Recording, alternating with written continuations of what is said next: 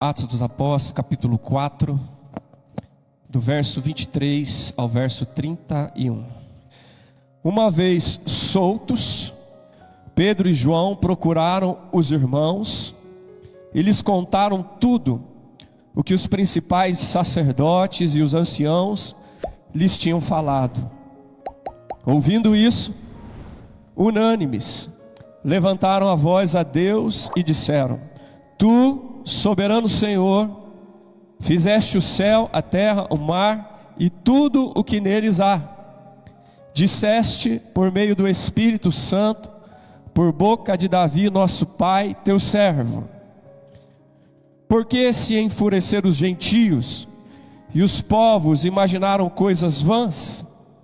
Os reis da terra se levantaram e as autoridades se juntaram contra o Senhor e contra o seu ungido.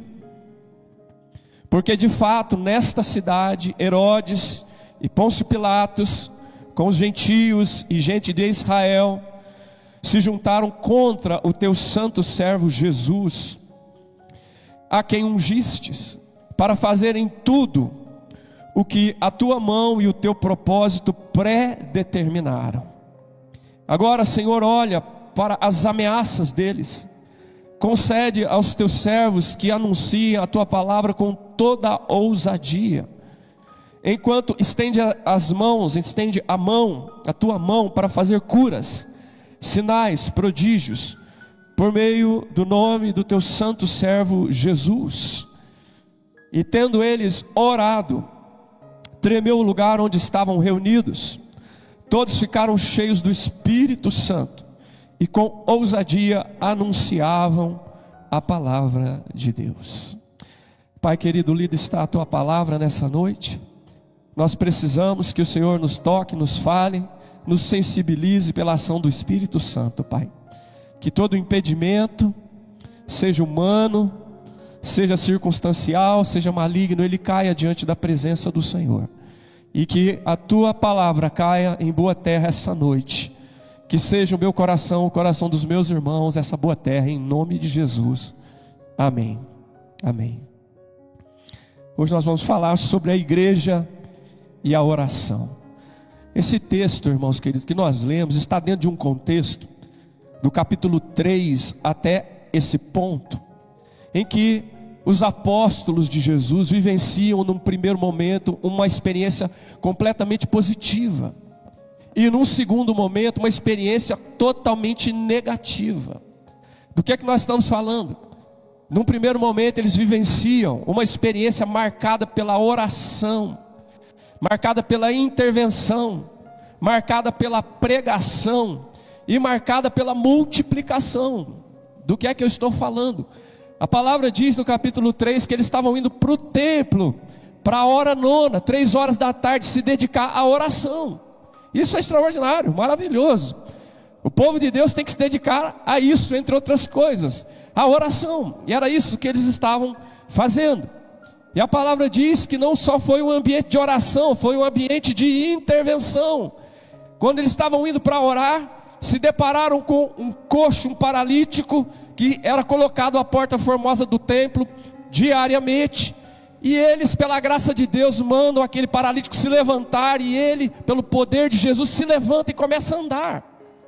Então você percebe essa experiência, ela é marcada pela oração e ao mesmo tempo por uma intervenção da graça de Deus, do Jesus ressuscitado dos mortos, curando uma pessoa por meio dos apóstolos. E mais que isso, quando acontece um milagre em Atos dos Apóstolos, geralmente abre um caminho, um cenário para a pregação, para a proclamação do Evangelho de Jesus. E Pedro não perde a oportunidade. Pedro prega, chamando aquele povo ao arrependimento, ao perdão dos pecados e à fé em Jesus. É isso que ele faz.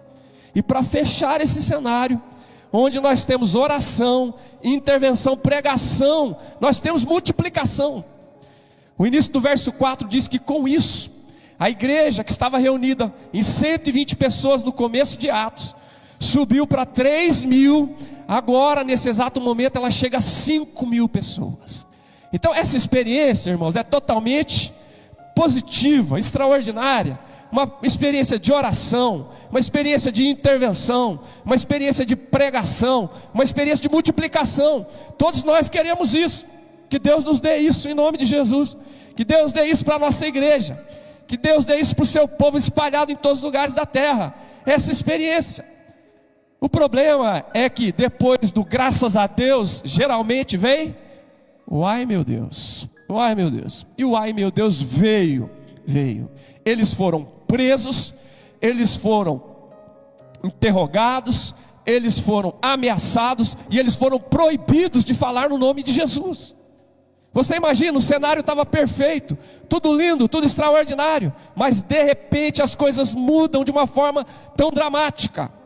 Ao invés de aplauso, ao invés de elogio, ao invés de incentivo, não, eles são presos por causa disso, são interrogados acerca disso, e mais que isso, são proibidos e são ameaçados para que não falem mais no nome de Jesus. A grande questão, irmãos, é a de sempre. É a de sempre, é do reverendo Gervásio Hu, que diz: o segredo da vida não está naquilo que nos acontece, mas na maneira como nós reagimos àquilo que nos acontece. Qual é a reação dos discípulos? Qual é a reação dos apóstolos? A reação deles é uma só: eles respondem a isso com oração. Eles respondem a isso com oração. A igreja em Atos dos Apóstolos, enquanto aguarda o cumprimento da promessa, ela ora. E quando ela tem que tomar uma decisão muito difícil, ela ora. Diante dos enfermos, ela ora. Diante dos novos líderes que se levantam, ela ora. Diante daqueles que se convertem, ela ora. E diante da tribulação, ela também ora. Diante da perseguição, não há outro caminho. Diante dos reveses, diante das lutas, diante das dificuldades, diante da escassez, só há um caminho para nós. Nós temos que orar a Deus, nós temos que clamar ao Senhor. E é assim que eles respondem, com oração, como vocês viram aqui no texto que nós lemos. E eu quero destacar hoje 4 aspectos importantíssimos, para que Deus ponha no nosso coração, no meu e no seu coração, para que a gente responda aos desafios da vida com oração, sejam eles quais forem.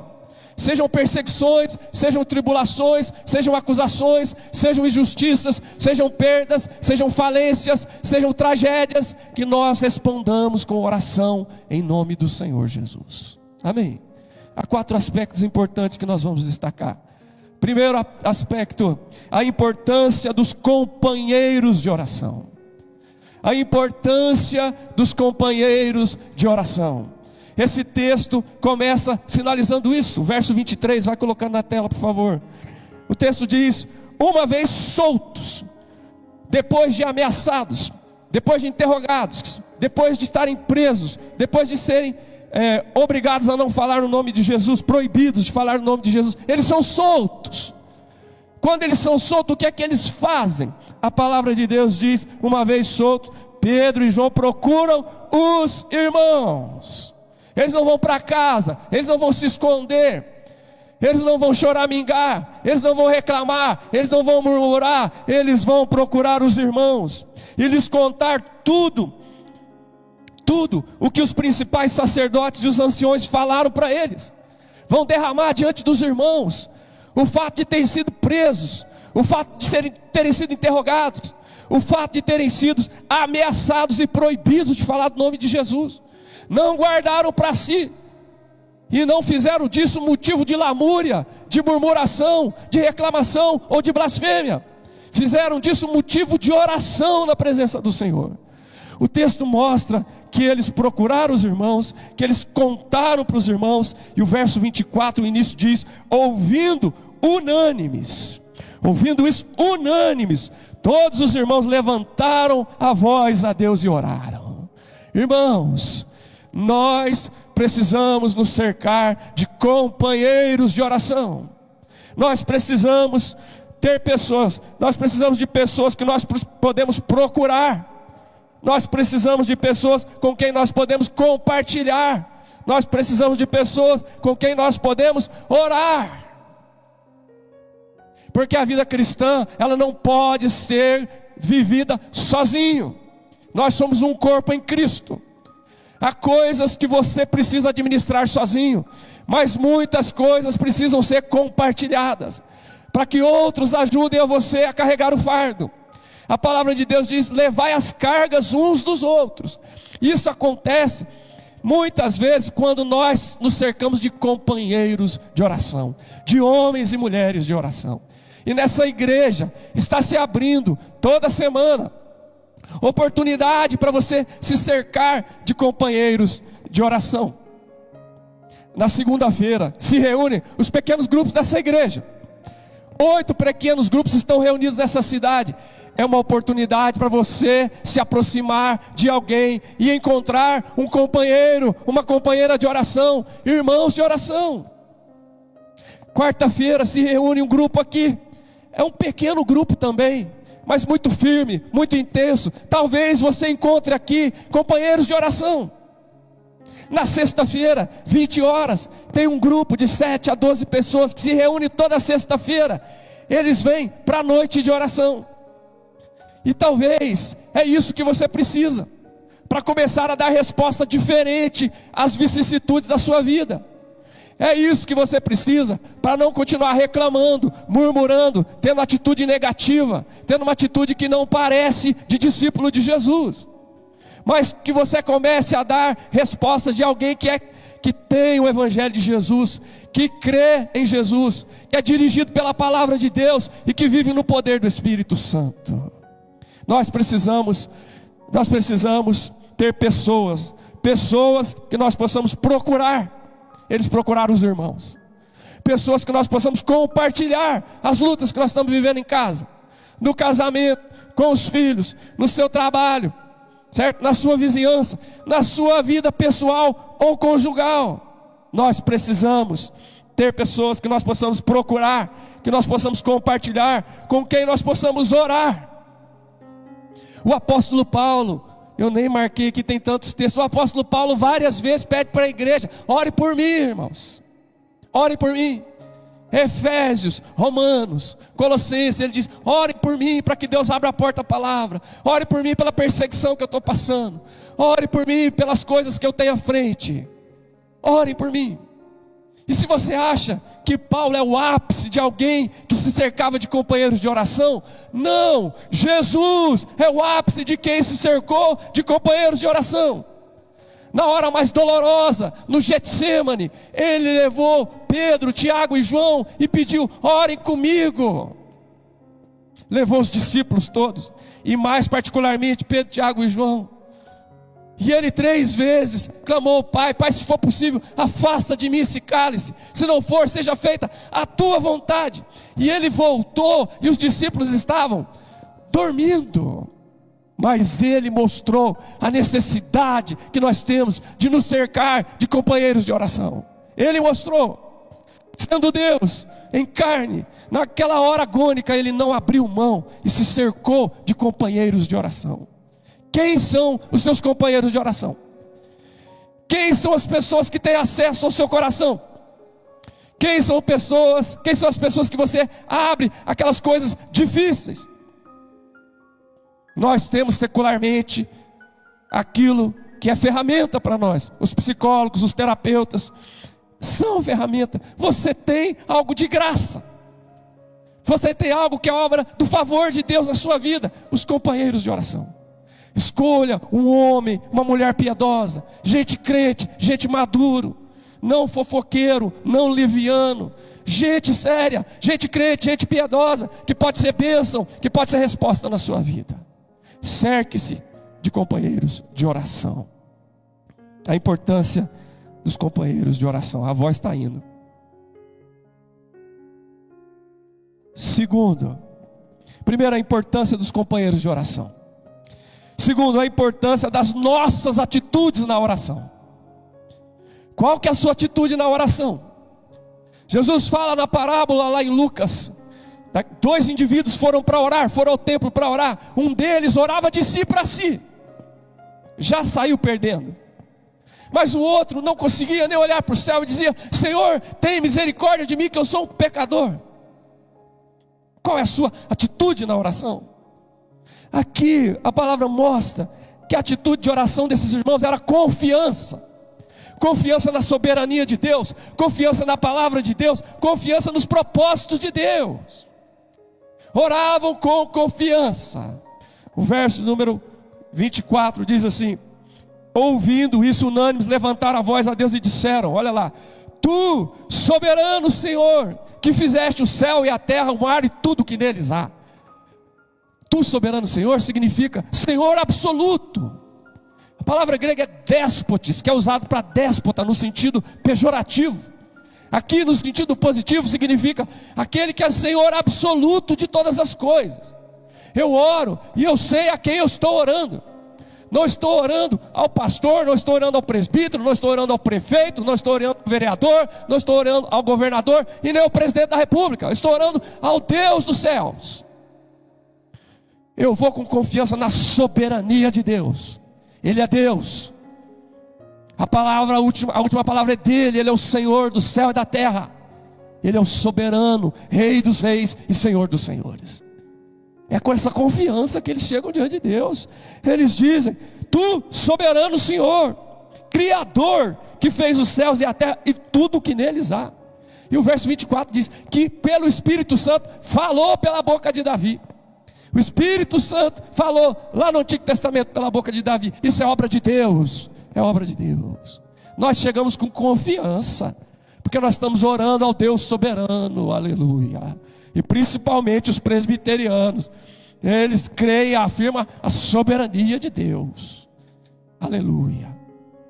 Confiança na soberania de Deus, confiança na palavra de Deus. Nós não nos dirigimos pela opinião de filósofo, de intelectual, seja de quem for, nós nos dirigimos pela palavra do Eterno. O que é que eles oram? Você veja, a sequência do verso 24. Deixa na tela, não tira. Não tira, por favor.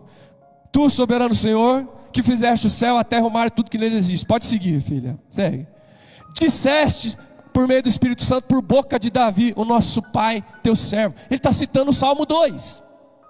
O Salmo 2, verso 1 e verso 2. O que Davi disse lá atrás, movido pelo Espírito Santo? Por que se enfurece os gentios? E os povos imaginam coisas vãs. Por quê? Pergunta Davi. Pode seguir. Por que se enfureceram as nações e os povos imaginaram coisas vãs? Pode seguir. Os reis da terra se levantaram, e as autoridades conspiraram contra o Senhor e contra o seu ungido, contra o seu rei lá no Antigo Testamento. Só que contra o Senhor e contra o ungido no Novo Testamento é contra Jesus. Não há nenhuma surpresa, porque isso já estava dito na palavra desde o tempo de Davi. Não tem que ficar surpreso. Nossa, Jesus morreu. Nossa, ele foi crucificado. Deus perdeu. Não, já estava profetizado que isso ia acontecer. Eles conduziam a vida confiando na soberania de Deus e na palavra de Deus. Na palavra de Deus. Não há surpresa. Por isso que quando a enfermidade bate à sua porta, o seu carro é roubado, você sofre um acidente, não há nenhuma surpresa. Você e eu não estamos num bunker espiritual. Jesus diz: no mundo vocês terão aflições, mas tenham bom ânimo, eu venci o mundo. Não há surpresa nenhuma, porque está na palavra. Então eles oram com a profunda confiança na soberania de Deus e na palavra de Deus, irmãos. Como é que nós dirigimos a nossa vida? É olhando para a palavra do Senhor. Você fala: nossa, que tempo é esse que nós estamos vivendo? Meu Deus, que coisa terrível. Cai avião, tem guerra, tem não sei o que lá. Está tudo na palavra, irmão. E Deus levantou você e a mim para esta hora, para esse tempo. Não foi por acaso, não é coincidência, não é acidente. Deus nos levantou para esse tempo, para sermos sal, para sermos luz, para sermos a presença de Deus nesse lugar, no poder do Espírito Santo. A importância das nossas atitudes na oração: uma atitude de confiança na soberania de Deus, uma atitude de confiança na palavra de Deus, uma atitude de confiança no propósito de Deus. Deus não faz as coisas sem saber o que está fazendo. Ele sabe muito bem o que está fazendo. Está envolvido seu poder, sua graça, sua sabedoria. Ele é Deus. O verso de número 27. Põe aí para mim. Eles dizem, depois de citar a palavra: porque de fato nessa cidade, Jerusalém, a cidade escolhida pelo Senhor, Herodes, representante dos judeus, Pôncio Pilatos, procurador romano, com os gentios e com o povo de Israel. Não podemos jogar isso na conta só dos gentios. Israel está envolvido nisso também. Se ajuntaram contra o teu santo servo Jesus, a quem o Senhor ungiu. Conforme está profetizado, está acontecendo. Se levantaram contra o teu servo. Para fazer o quê? Tudo o que a tua mão, o teu propósito pré-determinaram. Não é um acidente, não pegou Deus de surpresa. Eles são responsáveis, mas acima deles está a soberania de Deus. Está cumprindo o propósito de Deus. O propósito de Deus é que haja salvação. A salvação vem pela morte do Filho de Deus. Entende, irmãos? Então, além de nós nos cercarmos de companheiros de oração, nós precisamos olhar para a nossa atitude na oração. Qual é a nossa atitude na oração? É uma atitude de confiança na soberania de Deus. É uma atitude de confiança na palavra de Deus. É uma atitude de confiança no propósito de Deus. Se Deus permitiu essas coisas, eu não sei porquê, mas eu sei que Deus tem um propósito. E a minha pergunta é a mesma que eu fiz na escola dominical. A sua pergunta é: não é porque que isso está acontecendo? Meu Deus, porque morreu? Meu Deus, porque o carro bateu? Meu Deus, porque a ponte caiu? Meu Deus, porque o fulano se acidentou? Não, a pergunta é: como o Senhor quer ser glorificado nessa situação? Essa é a nossa pergunta. Como o Senhor quer ser glorificado nessa situação? Quando Paulo estava com o espinho na carne, mensageiro de Satanás, depois das experiências do terceiro céu, coisas que não podiam ser descritas ou ditas, verbalizadas, Paulo ficou entre as revelações de Deus e as bofetadas do diabo. E o Senhor falou para ele: eu não vou tirar o espinho na carne, porque a minha graça te basta. O poder se aperfeiçoa na fraqueza. Paulo entendeu o propósito. Ele começou a gloriar nas fraquezas, nas injúrias, na perseguição, por amor de Cristo, porque quando eu sou fraco, então eu sou forte. Tem propósito de Deus nas coisas, irmãos, que estão para além da nossa compreensão, que estão para além do nosso limite de horizonte, que é pequeníssimo. Nós enxergamos como um bonsai, e Deus tem propósitos como sequoias americanas gigantescas. Então nós precisamos orar confiando na soberania de Deus. Nós precisamos orar confiando na palavra de Deus. Nós precisamos orar confiando no propósito de Deus. O que é que Deus vai fazer? Eu não sei, está nas mãos do Senhor. Que Ele faça aquilo que está no coração dEle. Eu só quero ter essa pergunta: como o Senhor quer ser glorificado nessa situação?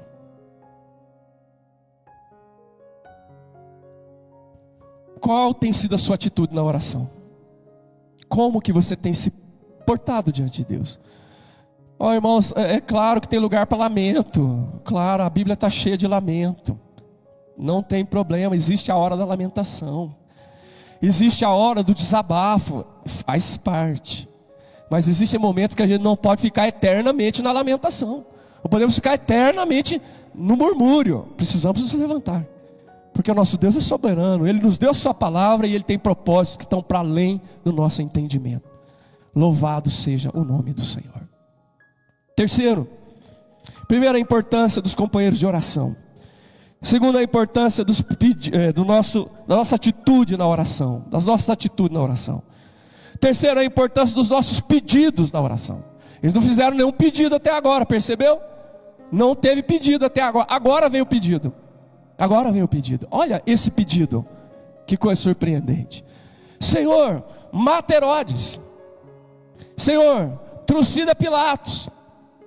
Senhor, acaba com a elite de Israel, os anciãos, os sacerdotes, essa praga dessa religião perniciosa, corrompida, maligna, que está no poder, que está mancomunada com os romanos. Mata eles. Não, eles são discípulos de Jesus.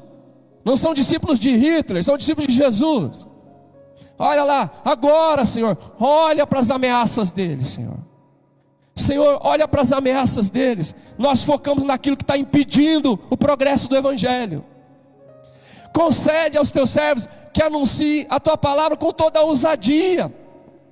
Nós focamos naquilo que está impedindo o Evangelho. Nós pedimos coragem para proclamar o Evangelho. E nós pedimos que o Senhor autentique a proclamação do Evangelho. Enquanto o Senhor estende a sua mão para operar curas, sinais, prodígios, aquilo que tiver no seu coração, em nome do teu Filho Jesus, teu santo servo Jesus. Aleluia! Você não pede a morte dos inimigos. Você ora, pede que abençoe. Você ora pelo inimigo, você pede para Deus abençoar o inimigo. E a sua maior vingança é converter o inimigo. A maior vingança do evangelho não foi a morte do apóstolo Paulo, foi a conversão do apóstolo Paulo.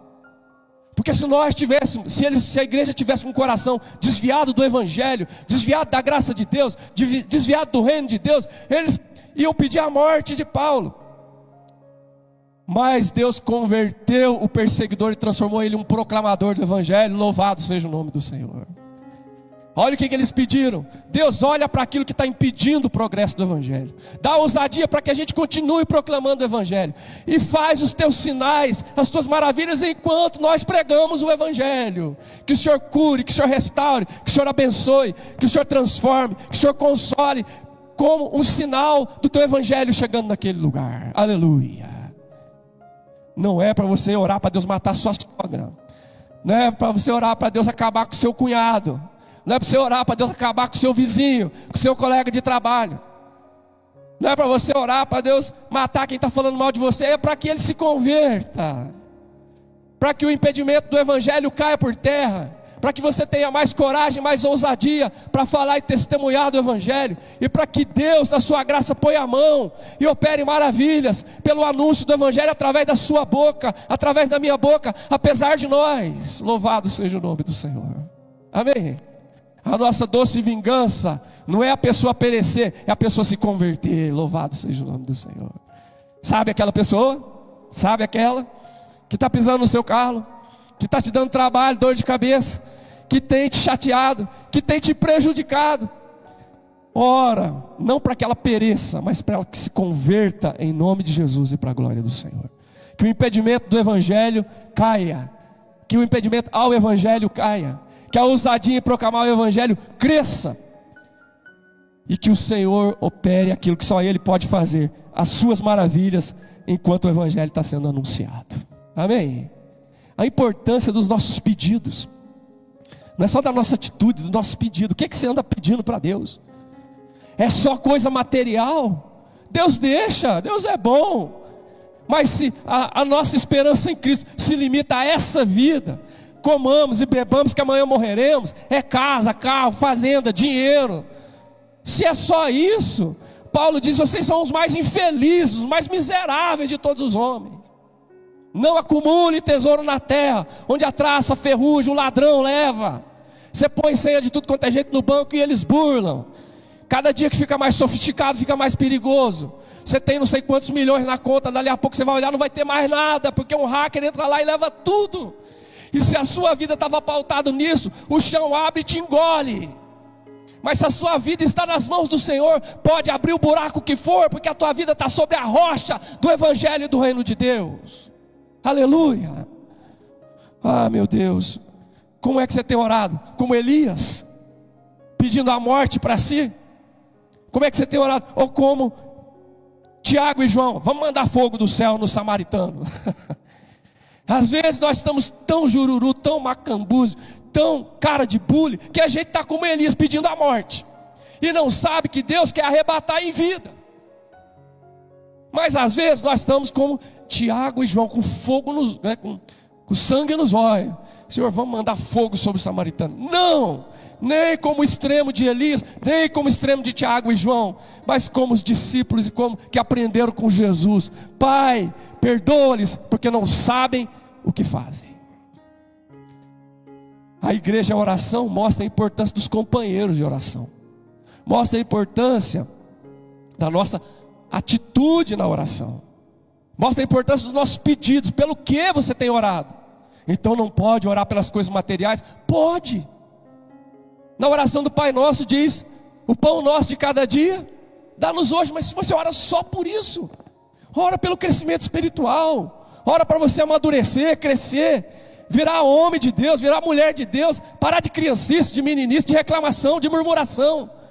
Ei, não gostei dessa decoração. Ei, está muito vento. Ah, está pouco vento. Ah, gente, pelo amor de Deus. Tem gente na África sentada em banco de árvore, sem parede, louvando a Deus com toda alegria. O povo com perseguição, reunindo embaixo de caverna, lendo a palavra com uma folha da Bíblia, e nós aqui reclamando. Não. O que é que nós estamos pedindo? Senhor, muda o meu coração, muda a minha atitude, muda a minha fala, muda a minha postura, faz eu ser mais parecido com Jesus, que eu seja um esposo melhor, uma esposa melhor, um filho melhor, um crente melhor, que eu pare de ser Nutella e me torne raiz por causa do Evangelho, em nome de Jesus. Amém? Vamos seguir antes que a voz acabe, né? Olha, a importância dos companheiros de oração, a importância das nossas atitudes na oração, a importância dos pedidos de oração, e para terminar, a importância da resposta à nossa oração.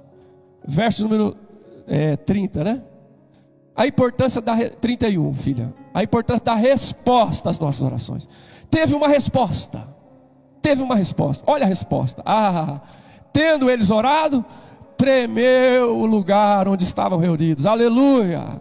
Todos ficaram cheios do Espírito Santo e anunciaram a palavra de Deus. Teve resposta do Senhor.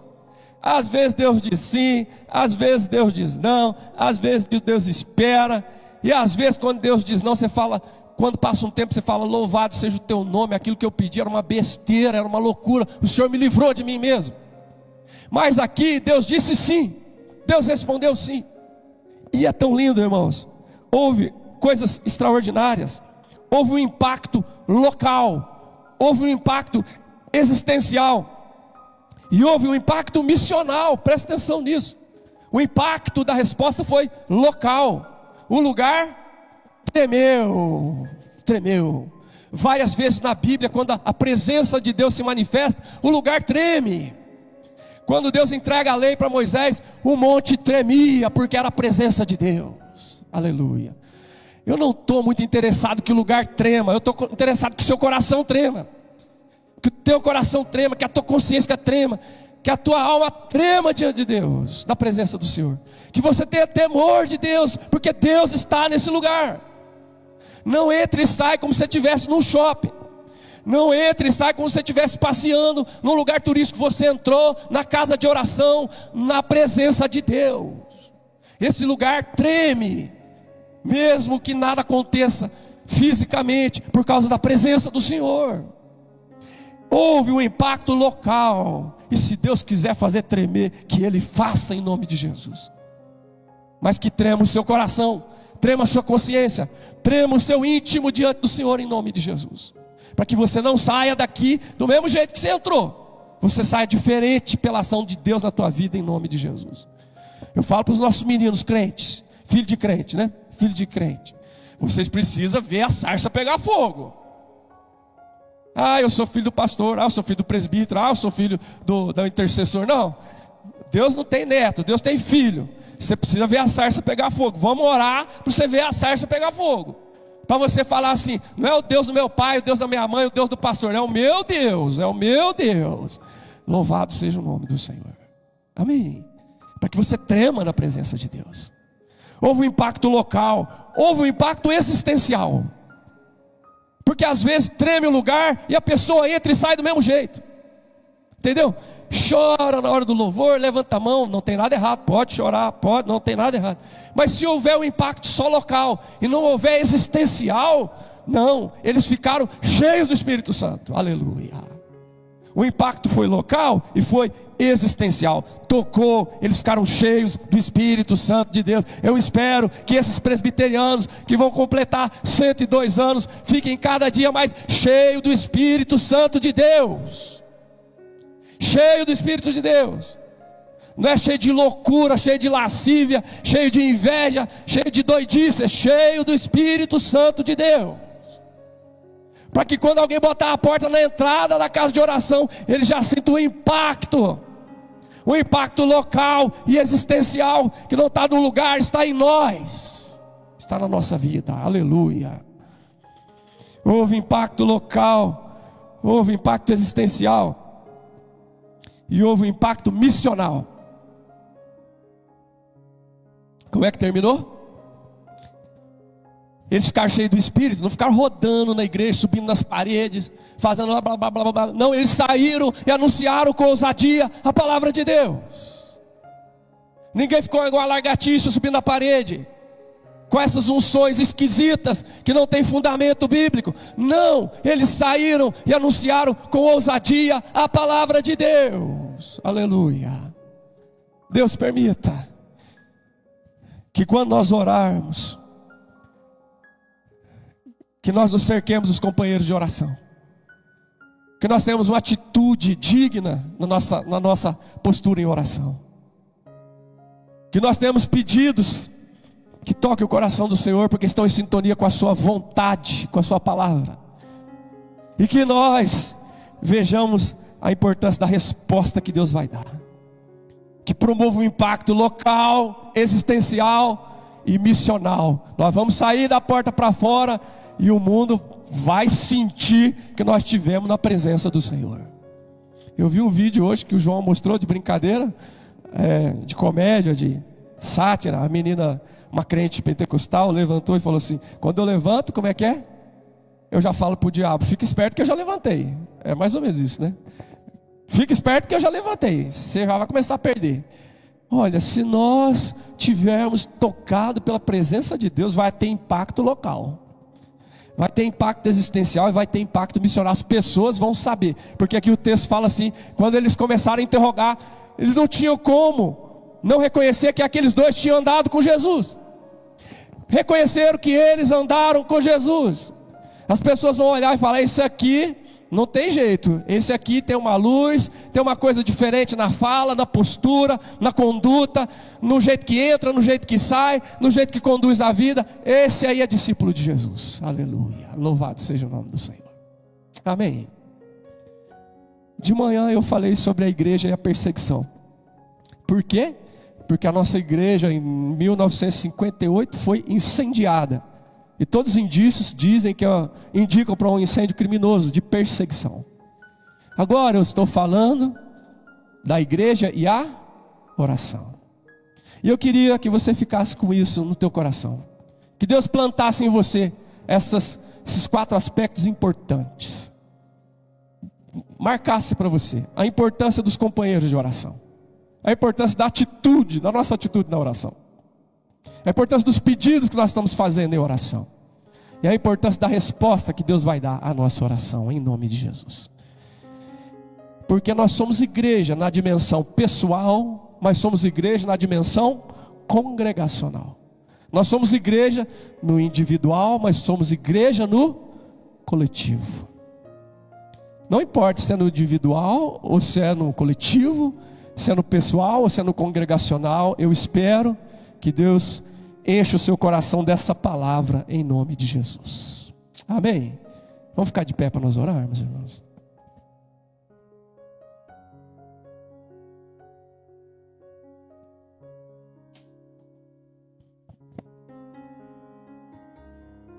Fecha os teus olhos. O que o Espírito Santo falou de uma maneira mais pessoal com você? Que você precisa cercar-se de companheiros de oração? Será que é isso que você precisa decidir hoje? Fala: Senhor, me dá essa direção, levanta alguém para ser meu companheiro, minha companheira, em nome de Jesus. Ou para que eu seja companheiro de alguém também. Será que a atitude está sendo negativa, não está sendo legal? Vamos mudar essa atitude hoje pela graça de Deus, no poder do Espírito Santo. Será que é os pedidos? Está pedindo só coisa da terra? Só coisa que vai acabar? Que você não vai poder levar a hora que chegar a hora do túmulo? O que é que você está pedindo? Ou será que a resposta: Senhor, faz tremer o meu coração, gera esse impacto existencial e permita que ele tenha dimensão missional a partir da minha vida, para que pessoas sejam tocadas pela tua graça. Pai, nós oramos em nome do Senhor Jesus. Na vida, às vezes, a gente vivencia momentos onde nós estamos nos montes, como nós estivéssemos nos montes, como Jesus na transfiguração. Momentos onde a gente vive experiência de oração, de intervenção, de pregação. Momentos onde a gente vivencia a experiência de multiplicação pela graça do Senhor. Mas também existem os momentos do vale, do vale, como aqueles 9 que estavam no vale e não conseguiam libertar o menino que estava possuído de um demônio. E às vezes, ó Pai, nós precisamos enfrentar isso, Pai. Ajuda que nós, cada um de nós, eu e os meus irmãos, o enfrentemos na oração, para a honra e glória do Teu nome. Que o Senhor nos conceda vitória na tribulação, na fraqueza, na tentação, nas perdas, nas tragédias, no luto. Que o Senhor nos visite, Pai, pela Tua graça. Acolha a nossa oração e permita que nós guardemos esses princípios, esses aspectos importantes, para nos alimentar, para nos conduzir, para que nós possamos Te glorificar, em nome de Jesus.